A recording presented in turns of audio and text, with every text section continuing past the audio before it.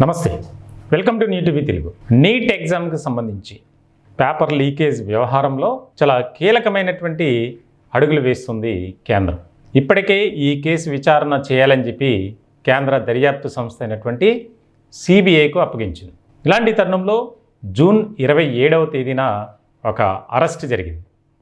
ఆయన కూడా government high స్కూల్లో హెడ్ మాస్టర్గా పనిచేస్తున్నటువంటి వ్యక్తి. ఇలాంతా ఒక నెట్వర్క్గా ఏర్పడి దానికి సంబంధించి ఏదైతే ఆ నీట్ ఎగ్జామ్ ముందు రోజు లీకేజ్ పేపర్ బయటికి రావటం, దాన్ని కోట్లాది రూపాయలకు అమ్ముకున్నటువంటి పరిస్థితి.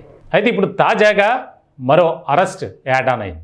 జార్ఖండ్కి సంబంధించినటువంటి జమాలుద్దీన్ అనే ఒక జర్నలిస్ట్ ఈ కేసులో చాలా కీలకమైనటువంటి పాత్ర పోషించారు అనేది సిబిఐ నిర్ధారించింది.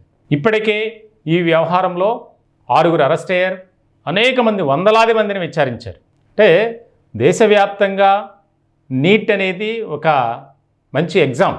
దీనికి సంబంధించి ఎప్పటి నుంచో కోచింగ్లు తీసుకొని దానికి సంబంధించి రాత్రనక పగలనక కష్టపడి చదువుకున్నటువంటి విద్యార్థులకు ఒక్కసారిగా ఇది ఒక సంచలనమైనటువంటి అంశంగా మారిపోయింది, పేపర్ లీకేజ్ అనేది. సో ఇలాంటి సందర్భంలో ఈ వ్యవహారం బయటకు వచ్చిన తర్వాత కేంద్రం కూడా చాలా సీరియస్గా తీసుకుంది. ఎవరైతే ఈ యొక్క పోటీ పరీక్షలు కానీ, విద్యార్థులకు సంబంధించినటువంటి ఎగ్జామ్స్ కానీ, వాటికి సంబంధించినటువంటి పేపర్ల లీకేజ్లో ఎవరైతే ముఖ్యమైనటువంటి నిందితులుగా ఉంటారో వారికి జీవిత ఖైదుతో పాటు ₹1,00,00,000 ఫైన్ వేయాలి అని చెప్పి దేశవ్యాప్తంగా ఈ యొక్క చట్టాన్ని అమల్లోకి తీసుకొచ్చి వెంటనే అమలు చేయాలని కూడా ప్రధాని ఆదేశాలు జారీ చేశారు. ఇటువంటి తరుణంలో తాజాగా జరుగుతున్నటువంటి పరిణామాలు కానీ, అలాగే దొరుకుతున్నటువంటి ఆధారాలు, సమాచారంతో ఈ వ్యవహారంలో అనేక రంగాలకు సంబంధించినటువంటి వ్యక్తులు ఇన్వాల్వ్ అవ్వటం కూడా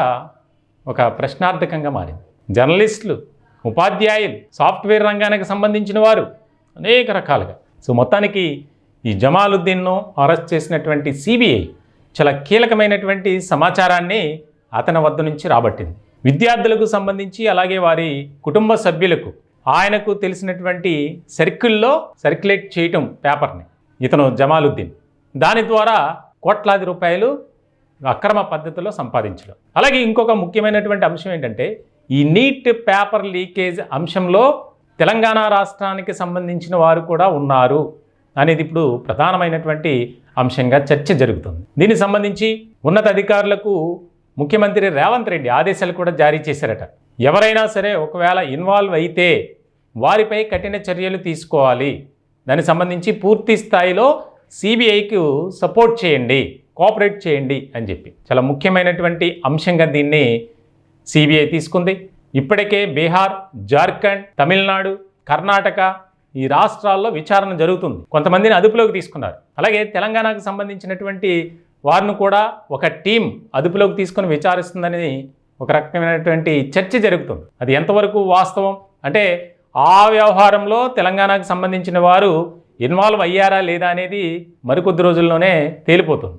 అయితే తాజాగా ఈ యొక్క ఒక ఛానల్లో పనిచేసేటువంటి జర్నలిస్ట్ జమాలుద్దీన్, జార్ఖండ్ రాష్ట్రానికి సంబంధించిన వ్యక్తి, అతన్ని అదుపులోకి తీసుకుని విచారిస్తున్నారు. అతని ద్వారా అనేక మంది ప్రముఖుల పేర్లు కూడా బయటకు వచ్చాయి, మొత్తానికి మీడియా రంగానికి సంబంధించి జార్ఖండ్ రాష్ట్రంలో. మొత్తానికి సిబిఐ దీనిపై చాలా సీరియస్గా ఫోకస్ పెట్టింది.